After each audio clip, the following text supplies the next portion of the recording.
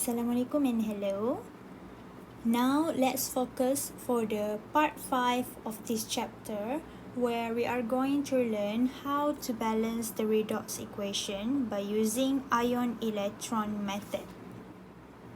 Alright, one thing that you have to know that redox reaction may occur in acidic and basic solutions. So which means that in this part, you are going to learn how to balance the redox equation in acidic medium and also basic medium. And you have to follow the steps systematically so that the equations become very easy for you to balance. So let's get on with how you want to balance based on the steps given. First, write down the half equations for both redox reaction. Dekat bahagian ini, you have to determine two couples that I taught you in the previous videos. Two couples based on process oxidation and reductions. The next one, you have to balance the atoms. So balance the atoms here except for oxygen and hydrogens. Sebab oxygen dan hydrogen kita akan balance for the next steps, where for oxygen you have to balance by adding water, and for hydrogen you have to balance by adding proton. And my proton here, the symbol is H+. Okay, mesti ada charge plus sebab tu dia proton. And the next one, I want to balance the charge by adding electrons. Electron here will be added to the side that has greater or higher positive value, which means dia akan ada nilai overall charge yang tinggi lah sebab dia more positive.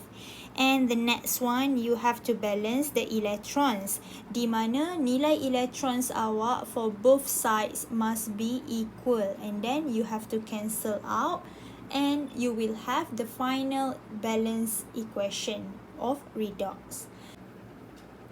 So from these acronyms, kita akan dapat Rao-Che, di mana Rao-Che adalah akronim yang kita akan sentiasa guna untuk balance redox equation.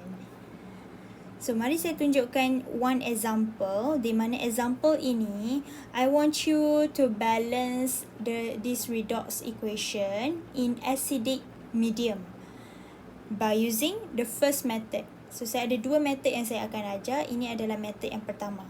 So you have to choose two couples first. So macam mana kita nak pilih dua couples yang terlibat?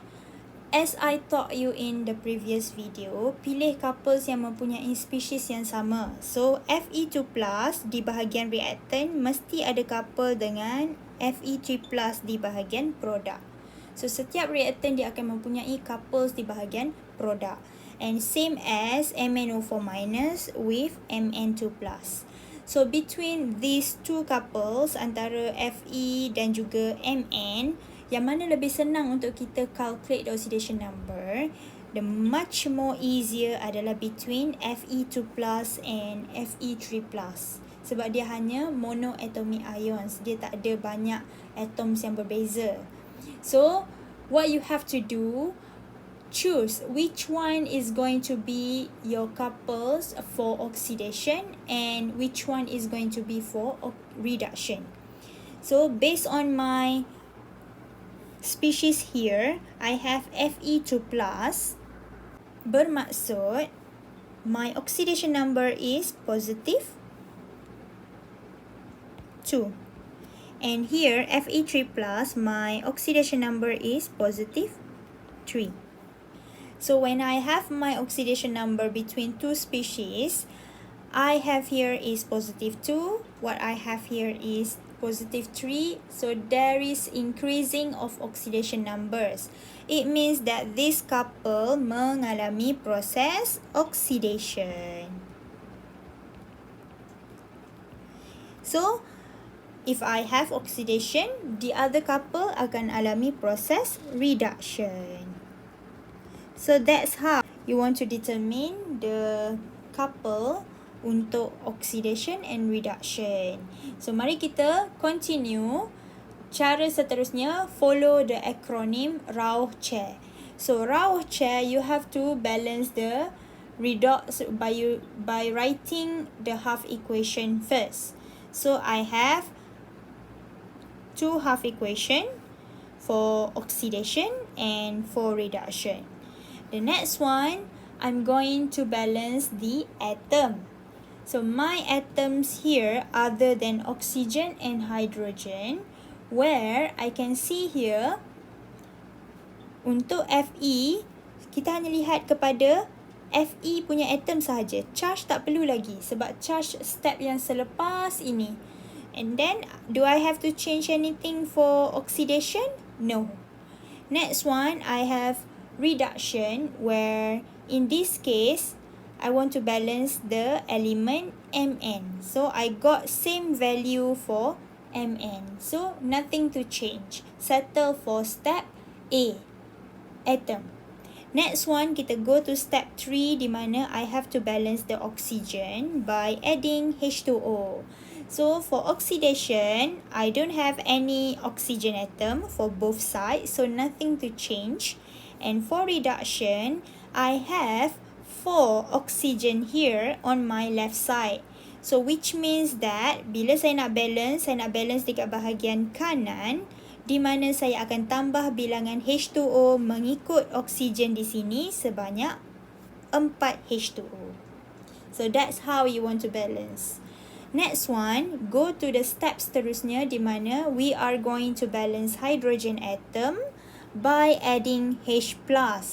So what I'm going to do for oxidation, there is no hydrogen atom, so which means that saya tak perlu tukar apa-apa.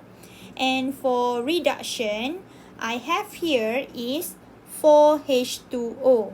So 4 times 2, 8H. So maknanya saya ada 8 hydrogen from previous balancing oxygen. So it means that saya akan balance dekat bahagian kiri berdasarkan bilangan H di sini. Saya akan tambah 8H+. So that's what I got for step number 4, balancing the hydrogen atom. The next step, saya akan balance the charge. Okay, listen carefully. Bahagian ni sangat tricky. Di mana saya nak tambah electrons dekat bahagian side yang ada more positive value. So kita go one by one. So for oxidation, I have my charge for Fe2+ is positive 2. And the charge for Fe3+ adalah positive 3. So how I want to add electrons di bahagian oxidation? What I'm going to do, saya akan pilih bahagian yang paling banyak positive charge, which is positive 3. So positive 3 bermaksud 3. And then saya nak tambah elektron. So maksudnya saya nak charge electrons adalah negatif. So dia akan jadi negative X. X ni adalah bilangan elektron yang saya mahu. And then equals to 2 here. So itu adalah cara untuk saya tentukan bilangan electrons yang saya mahu. So bila saya rearrange my equation, X is going to be my unknown. Saya akan dapat hasil 3 tolak 2 sebanyak 1 elektron. So daripada 1 electrons here, saya akan tambah dekat bahagian positive 3. Bahagian Fe3+, di mana bahagian produk. Sebanyak berapa? Sebanyak 1 elektron. So how you want to write it down? Saya akan tulis plus 1E minus. So itu cara paling old school, method manual awak nak tentukan bilangan elektron. Tapi syaratnya mesti tentukan yang mana more positif. Dalam kes ini 3 lebih positif daripada 2. Okay, next one kita try to balance charge untuk reduction. So I have here untuk MnO4 minus, charge dia adalah negative 1. And then saya plus with positive 1 daripada H+. Tapi you have to be careful here. I got coefficient 8 dekat depan. So it means that saya kena darab dengan 8. So when I times with 8, saya akan ada positive 8. So total bahagian reactance untuk semua charge adalah positive 7. Okay, next one. saya calculate total charge dekat bahagian produk untuk reduction. So I have for Mn2+, charge dia adalah positive 2. And then for H2O, saya ada 0. Sebab dia adalah neutral molecule. And then when I add up all total charges, saya akan dapat positive 2 sebagai total charge di bahagian produk.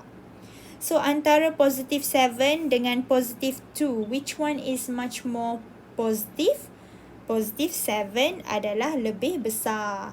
So saya akan mulakan untuk tentukan bilangan elektron yang saya mahu tambah. Pastikan balance both side.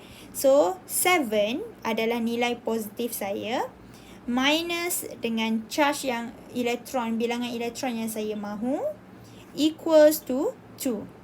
So when I rearrange my equation, x saya adalah unknown, I will have 7 minus 2. So my x value adalah 5. So x ini merujuk kepada my number of electrons. So it means that kalau saya nak letak, saya akan letak dekat bahagian more positif di bahagian reactant sebanyak plus 5 electrons.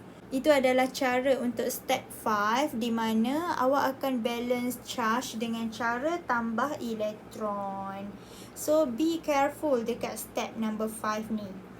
Next one, we go to step number 6 di mana sekiranya electrons awak tak equal for both side, sama ada oxidation ataupun reduction, awak mesti pastikan nilai dia sama di mana awak kena times with integer. So dalam case ini saya ada oxidation di mana elektron saya sebanyak 1. But my reduction here, I got my electrons sebanyak 5. So bila dia tak sama, what I'm going to do, saya akan darab nilai yang paling rendah 1 ni kepada nilai yang sama untuk 5. So maknanya saya akan darab dengan 5. Everything inside for my oxidation. So I will have the new value 5Fe2 plus produce 5Fe3 plus 5E minus. So as you can see here, for oxidation, my E minus adalah dekat bahagian produk. However, untuk reduction, my electrons are at reactant side. So maknanya dia opposite towards each other. So what can I do now? I can cancel the electrons. So bila saya cancel the electrons both side, what's next? Saya akan simplify saya punya equation di mana I have all species yang sama saya akan tambah, all species yang berbeza saya akan keep it as it is. And sekiranya species yang sama itu opposite side, saya akan tolak. So here saya akan combine both half equation di mana saya total up untuk semua species dekat bahagian reactant dahulu. So all of them 5Fe2 plus MnO4 minus plus 8H plus. And then seterusnya dah tak ada lebih dah. Saya akan terus go to produce bahagian produk. I have 5Fe3 plus Mn2 plus 4H2O. So this is my final equation. But do I know this equation is balanced or correct or not? This is how you want to check your answer. So you can check total charge untuk bahagian kedua-duanya, produk dan reactant, sama ada sama ataupun tidak. So as you see here, so I can check from here, from based on my calculation, the total charge for reactant is positive 17 and same with the total charge at the product side, positive 17. So that's it for balancing redox equation in acidic solution by using method 1. That's all for this video. In the next video, I will continue how you want to balance the redox equation by using method 2. So I'll see you in the next part. Bye!